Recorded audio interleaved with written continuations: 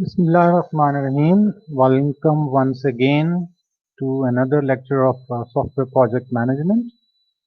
I'm happy that you could join. Uh, and until the recent lecture, we were discussing about the critical path method for the analysis of the project networks. And as a result of the analysis, we were able to find the critical path. The critical path is the collection of all the critical activities, and when we collect all these critical activities, we get the critical path, which will be the longest duration path of activities in the project network. So not only after the CPM will be able to find out the duration of the project, we'll also be able to plot the project schedule, and we already did that in the previous lectures. Now today I'm going to move a little bit ahead, and today we are going to cover two main things. First of all, the PERT. The PERT was introduced in the previous video. Today we are going to do some practical work on it, and after doing the PERT, we'll be learning how to make AON networks. We were already working on AOA, activity on arc networks. Now we will be working on activity on node networks, which are relatively easier and swifter to make. And we'll also be finding out the critical path on the AON networks. We'll be doing, in fact, some examples for that purpose. So let's get going. We've got to cover a lot of ground. I'll make sure that the lecture slides come in front of you on your screens. Here it is. Okay, PERT. PERT, as we have already seen, is the abbreviation or the acronym for the project evaluation and review technique. You can call it the program evaluation and review technique. You can call it the project evaluation and review technique. It's your choice because it is written in the books in both ways. Main thing is not the name. The main thing to understand is the concept. So I've already told you that when you're working with CPM, the chart of activities contains the duration of the activities in a very deterministic or a fixed way. We can say that the durations of activities are more like bookish as they could have been realistic. But if you are going for some realistic values of activity durations, then the reality is not made up of fixed values, it's uncertain values, and we already know that uncertain values are dealt by the subject. You already studied that, the statistics and probabilities subject. So the realistic values, the real life values, they come from probability. You're not certain as to what actually would be the duration of the activities. Now, this was already worked out by a person named as Booz Allen Hamilton, and he made a lot of research on different projects. He went over at different projects and found what the duration of the activities were supposed to be and what actually they came out to be. And out of that research, he came up with three different duration ideas for each activity. Until now in CPM, we have been dealing with a single duration value for the activities. But now in PERT, we'll be dealing with the three different values of duration for each single activity. Now, in the previous discussions, we have had the names of these durations. The first one is known as the optimistic duration or the optimistic time. In real sense, optimistic people are those people which always take the bright side of the things. They imagine and they assume that everything is good, everything is going perfect, but nothing is going wrong. So that is why this kind of a duration is said to be the shortest possible time to complete an activity. And in that idea, the people normally assume that the circumstances, the situation, and the conditions around the completion of the activity, they go on absolutely smoothly. There is nothing that happens bad, nothing there is that is going to stop the activity or slow down the activity. There's nothing like that. That is why they assume that they will be able to complete the activity in the shortest possible time for that activity. That's why they call it the optimistic duration. Unfortunately, it does not happen. In reality, the optimistic duration happens only 1 out of 100 times, and we can easily say that the probability of occurrence of such an activity duration is 1, or you can say that there are only 1% chances for such an activity to really complete in the shortest possible time or the optimistic time. Usually, it is referred to as the best case. If that happens, if the activity really finishes in the shortest available time, shortest possible time, then we'll be calling it the best case for the duration of an activity. It could be also be termed as an ideal duration. Uh, Main thing to remember is that in such an activity, you do not foresee any problems that will happen. Now, on the other hand, there also a duration which expects that the execution of an activity will take all the problems in its way. All sorts of problems that are bound to happen, they will happen.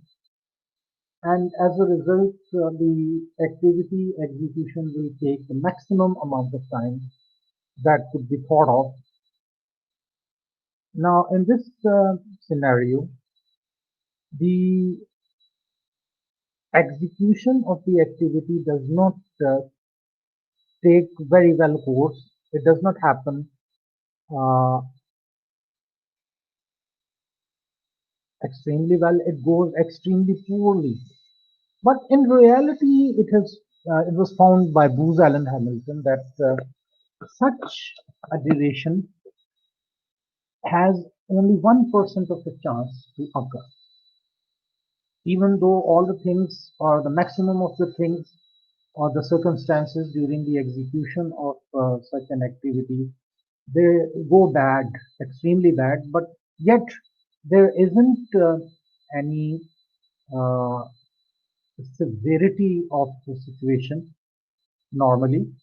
Um, it does happen, but not very commonly. It happens very rarely. So, in fact, the execution of such an activity in reality happens only 1 out of 100 times. That is such a duration, which is known as the pessimistic duration. It takes a chance of 1% only. You already seen the optimistic duration has a chance of 1%, and now you've seen that the pessimistic duration of an activity also has a 1% chance of occurring. Now, because an activity is supposed not to take more time than its pessimistic time of execution, that's why we call it the worst case. The worst case for the execution time of an activity is the pessimistic time. The optimistic time mathematically is represented in formula by the variable t subscript O, and the pessimistic time is represented in the formula by using t subscript p. But there is another execution time which is known as the most likely time or the most likely duration. Now, such a time is supposed to be the normal execution time of an activity, which means that the execution of the activity is performed under very normal conditions, the normal or the natural conditions that occur within a project. And also, such an activity is executed time and time again. It's repeated under always under normal conditions, and then it is observed that the execution time it stays near the center of the normal. That's why the that center of the normal is taken as the most likely time of the execution of the activity. Problems do happen, all sorts of hindrances that can try to stop an activity, they might also happen, but they are allowed to happen, and yet under it is considered that the conditions are normal, and under those normal conditions the execution time of the activities are observed, and at the final count or the final repetition, the average or the mean time of all the normal time executions of the activity are calculated, and that becomes the most likely duration or the most likely time, and it is represented by the t subscript m variable in the formula. Now, because the optimistic and pessimistic have a 1% chance each, on the contrary, the most likely duration of an activity has about 98% of chance of execution, and it happens, let's say, in 98 out of 100 times, that whatever time is stipulated as the most likely time for the activity actually happens in that time 98% of the time. Now we've got three different durations, three different times for a one single activity, and when we gather the chart of activities, we gather these a set of three durations for each of the activities. I'll give you a preview of such a chart of activities. This one, you can see that the first column contains the symbols of the activities A, B, C, D, E, F up till I, and in the second column you can see the names of the activities, the description of the activities actually, which is not a very crucial information as far as the drawing of the network is concerned. Then in the third column you can see the list of immediate predecessors for each of the activities. If you cannot see a immediate predecessor for activity A, then it will obviously mean that the activity A does not have a predecessor, and it itself is the first activity of the project.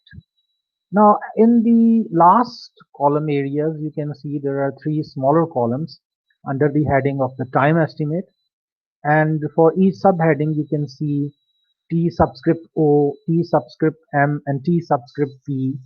These are the same three variables that we already talked about, and each one of them represents a probabilistic duration for the activity. Like T subscript O is the optimistic duration, and T subscript P is the pessimistic duration, and T subscript M is the most likely duration. Now, if you observe the set of durations, these three durations for each activity, you will observe very interesting thing, and that is that for each activity, the optimistic time value is the smallest of the set. Like if you see the set of durations for activity A, then there are three values, 4, 6, and 8. And you can see that the smallest of these three values, that is 4, is the value of the optimistic duration for that activity. So you will find out whenever you see a chart of activities for a PERT network, you will see that for each activity, the optimistic duration will be the smallest of the three. And if you see the pessimistic duration for each activity, you will see that it is the largest of the three values. Like for example, for activity A, the optimistic duration is 4 and the pessimistic duration is 8. 4 is the smallest number for the set of the three durations, and 8 is the largest value out of these three. And you will see that the most likely duration comes somewhere almost in the middle of the two extreme values, like the 4 and 8.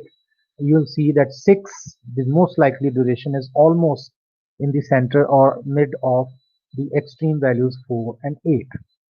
But that's not a fixed pattern always. You will find values deviating from the center of the extreme values sometimes.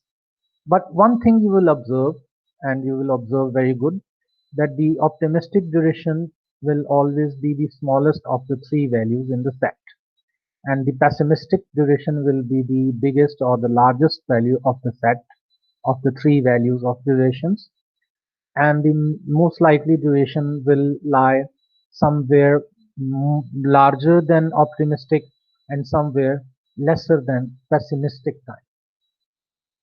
Now, once you've got such a chart of activities, you'll have to perform an additional work before you start drawing the network for this chart of activities, and that is to uh, get a calculator and a piece of paper, or the same paper where you got the chart of activities. Just make a fourth column, and in the fourth column, you will be first of all calculating the expected duration out of the three values, and then you will be writing the expected duration for each of the activities that you calculate. Now, how will you calculate the expected duration or the expected time for an activity? It's very simple. It's a formula which comes from the subject of statistics, and the formula is they're ready to be implemented. So I will not actually go into the details as to how this formula came into being, but you can see you can see for yourself that it acts like a formula to find the mean values. Whenever you have to find the mean values or the average values, you sum up all the values and you divide by the number of the values. Now, in this case, we have three values: the optimistic duration, the pessimistic, and the most likely duration. But we've already seen that the weightage of the most likely duration it is more than the optimistic and pessimistic duration. Now, for some reason, for some method that was applied to find the formula, it came into notice that uh, the optimistic duration and the pessimistic duration taken once will be added with the 4 times the value of the most likely duration, and that you can see in the formula as well, which gives us a total of 6 values to find the mean from. That is why the formula gives us that the upper summation values will be divided by 6. Now, what would be the reason? I'm not going into the reason because that's some other subject, and the reason might take hours to get understood by the students. That's why I'm going to skip it. And as a matter of fact, we don't actually need why and how the formula is derived. We already got the formula. We will start applying. Now I'm going to do the same example that just a moment ago I've shown you the chart of activities. It has a list of about 8 or 9 activities, A to I, and then for each activity there is a set of predecessors and then a set of durations. So what we'll do, we will simply start converting the three values, optimistic, pessimistic, and most likely duration values, to an expected duration value. We'll see that in the solution. The solution is right away in front of you. I'll do a little thing. I'll try to use the Google whiteboard so that you are able to see how the calculations may be done on the piece of paper. Let's check it out. I believe you can see the whiteboard or the jam in front of you, and we'll need the chart of activities in front of us. The chart of activities has the first set for activity A. The values are 4, 6, and 8. So we'll simply use the board and put these three values in the formula. Like the formula would be, so I can write it down over here, D, that is the expected duration of activity A. I'll like write like this. D subscript A is equal to what?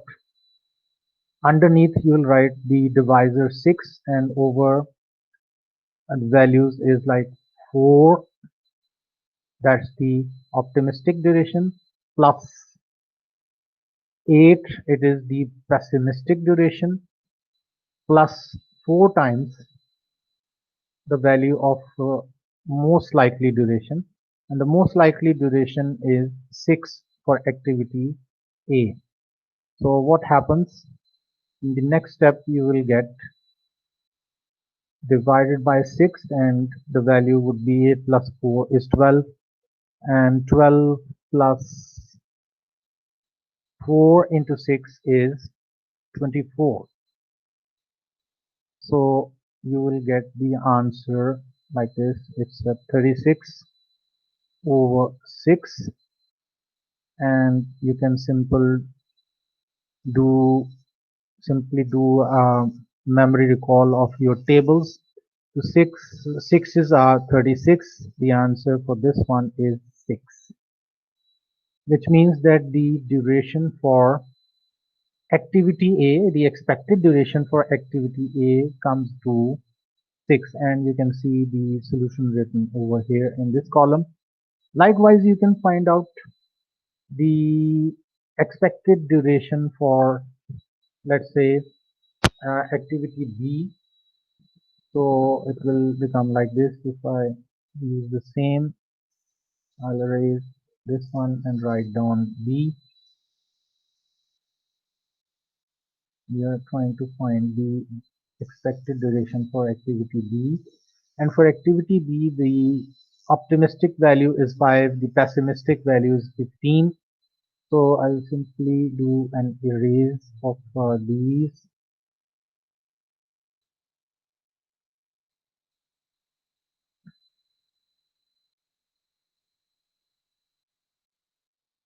and inside the brackets we don't need a 6, we will be writing a 7 over here for activity B.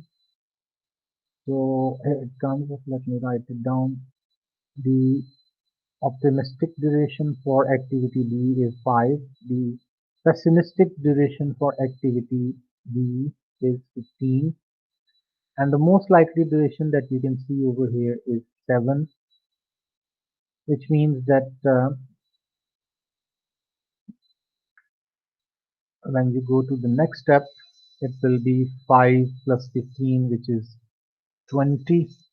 Let me erase it.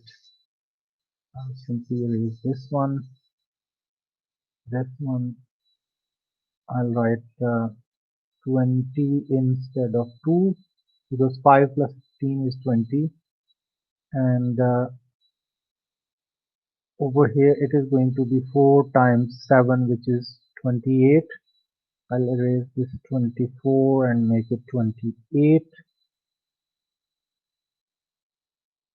which means that 20 plus 28 is not going to be 36, it's going to be 48, and underneath it's going to be 6, and over here it's going to be 48. Now if you read the table of 6, does the table of 6 contain 48? 6 ones are 6, 6 twos are 12, 6 threes are 18, 6 fours are 24, 6 fives are 30, 6 six are 36, and 6 sevens are 42, and 6 eights are 48. So it means if we go 8 times and the answer will be 8, and this 8 is actually the expected duration for activity B. Now, likewise, you can find the different expected durations for each of these activities A, B, C, D, E, F, G, H, I.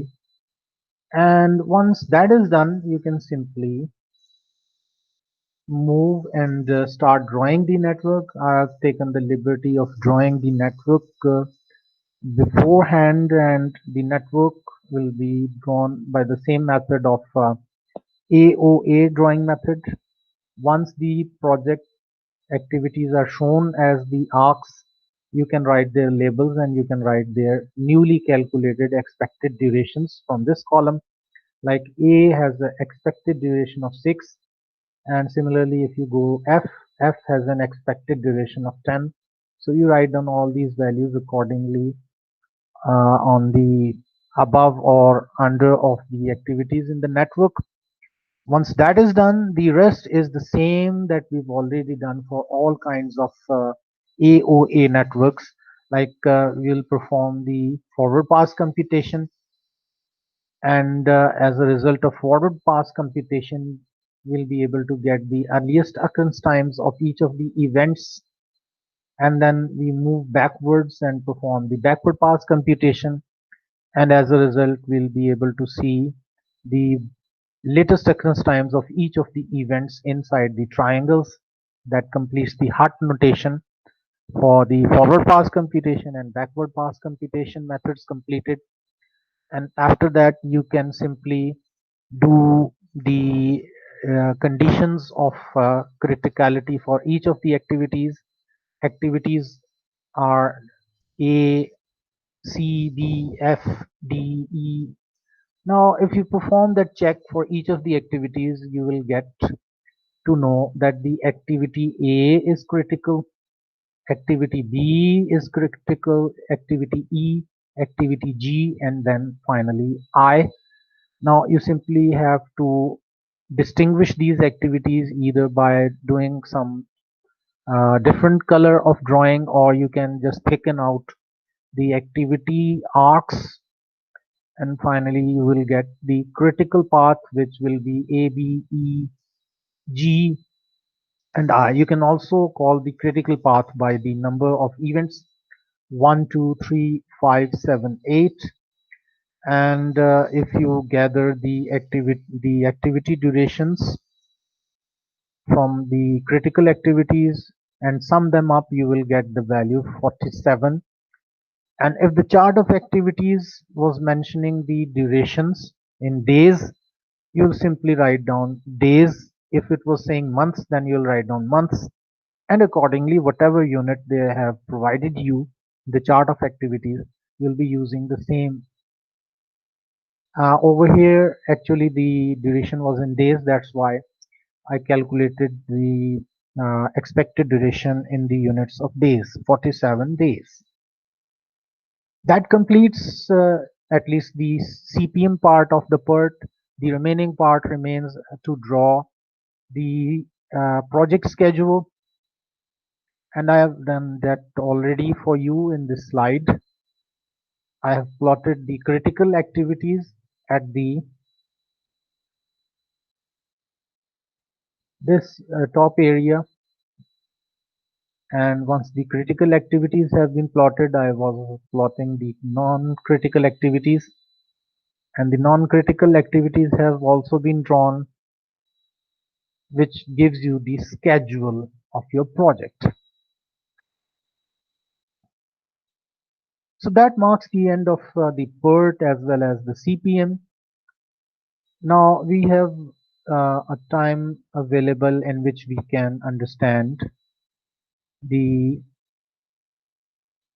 AON project networks, and it's relatively simpler and swifter one to understand. Once again, you need to have a chart of activities for you. The chart of activities will give you the names and the labels of the activities. It will give you the durations of the activities and also the list of predecessors for each of the activities. Like in this case, there are about 7 activities A, B, C, D, E, F, G, H, G. and you'll have the predecessors like A does not have a predecessor. It means it will be the first activity of the project. The activity B and C have the same predecessor, which is activity A.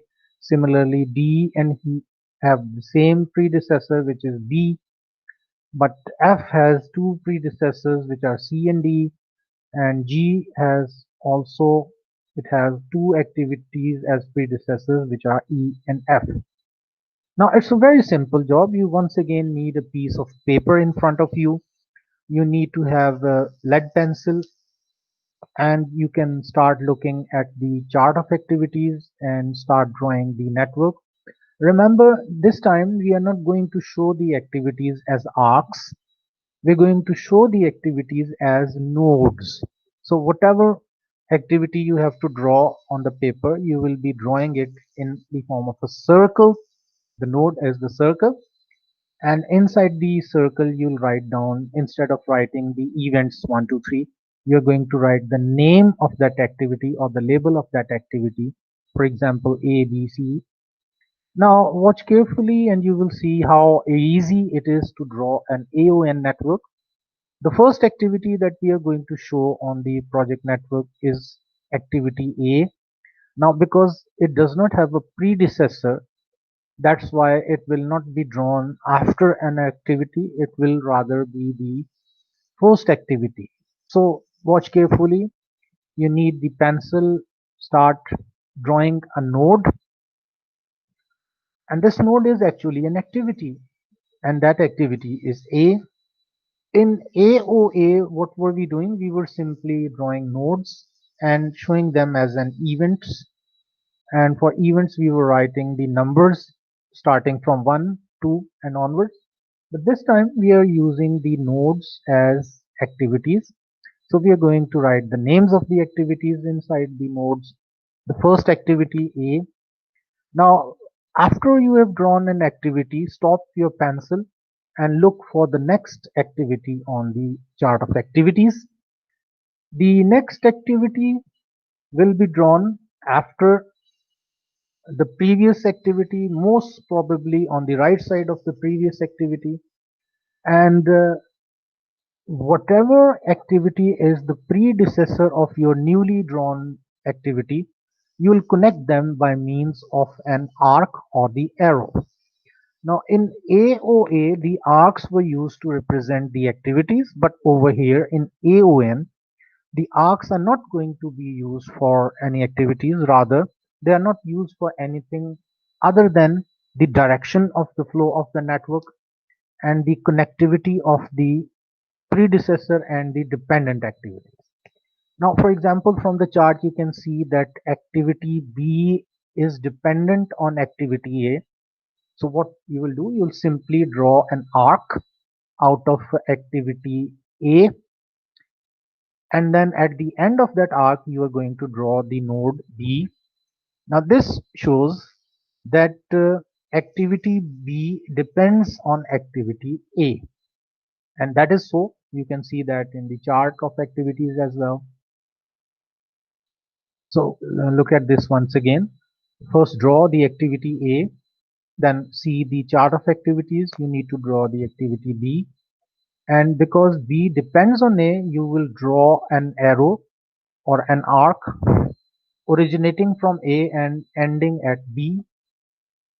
This diagram shows that activity B comes after activity A and it is dependent upon A, and A is the predecessor of B.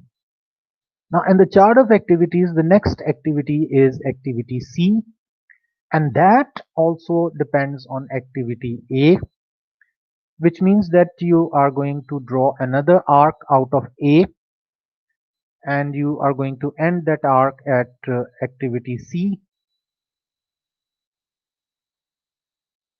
and that's it. The activity C, which also depends on A, as well as activity B. Now after activity C, there is an activity written on the chart of activities D, and D depends on B. And if you see, there is another activity after D, which is E, and that also depends on B. which means that there will be two arcs coming out of B, and each of these arcs will go into the newer activities like activity D and activity E, just like that. 1 and then 2, because activity E depends on B and also D also depends on B. That's why each of the activities E and D, they have an arc connected with them and the activity B. The next activity on the chart is F, and F depends on two activities which are C and D. So it's very simple. You simply draw the activity activity F, and then connect them to activity C and activities D, just like that. The last activity in the chart is activity G, and activity G depends on two activities which are E and F. So that is also very simple. Just draw activity G as a node and then emerge activities arrows from the activities E and F, and that's it. Your chart is now end and your project network is complete.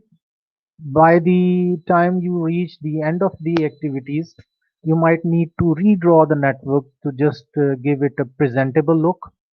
Right now it's giving a sort of ugly look, so you can redraw it like this or maybe like this. You can simply write down the labels of activities within the nodes, and you can also write down their durations along with. So this is your chart of activities and the resulting AON network, which is in front of you. You can do example questions which are already provided in the slides. One last thing that we are going to do in this video is to find the critical path of this network, and that is also a very simple job. You simply have to find all the possible paths in the network. Like for example, one of the paths is A, B, E, and G. Now what does the word path mean? It means that you start locating activities from the start of the network and move towards the last node of the network. The last node of the network is the last activity, and in between whichever arc you find out, just connect those arcs. This will become a path. Like there is another path which starts from A, goes to B, then goes to D, and then goes to F, and finally goes to G. And then you'll find another path which is A, C, F, and then G. So as many as paths that you can find in a network, you have to identify those paths, and then you will find the total of the duration for that path. Now we've got these three paths from this network: A, B, E, G, A, B, D, F, G, and then A, C, F, G. The final thing that you are going to do is to add the durations of these activities for each path, and as a result you will get a single value. Like for this path the value is 18, and for this path the value is 19, and for this path it is 15. Now these values are in fact the durations of the paths, and you already know that the critical path of a network is the path which has the longest duration of activities inside it. Now as you can see that the 19 is the largest of the three, which means that it is the critical path. The critical path is A, B, D, F, G. You can simply write it down, and you can write down the uh, duration. I've made a little mistake in fact over here. The duration is in weeks, and I've accidentally mistakenly write the word days, so it should not be days, it should be weeks, which comes which makes us come to the final round of the AON network, and that would be to draw the project schedule. I'll leave the drawing of the project schedule for you people, and I'll also give you some examples that you can solve on your own before we join for the interactive session in this week. The example in front of you, it has got about 7 activities A to G. You'll simply need first of all to draw the network. After you have done the network, you can find out the paths, and then finally the critical path, and finally you can find the duration of this network, and you can draw the project schedule. So I'm relying very much on you to complete the tasks, the practice work by yourself. And in the meantime, it will be a good news that the project networks slide is finished now. In the next time, we'll be moving on to something new. In the next video that you will be seeing after some moments, we are going to discuss something very important about your term project. We are going to see a list of projects in front of you, and we are going to see how you are going to make the project. The project carries something like 20 marks in the aggregate of the final. So it's a very important task that you have to complete. And we should right now start working on the projects as we don't have much time left before our final exam.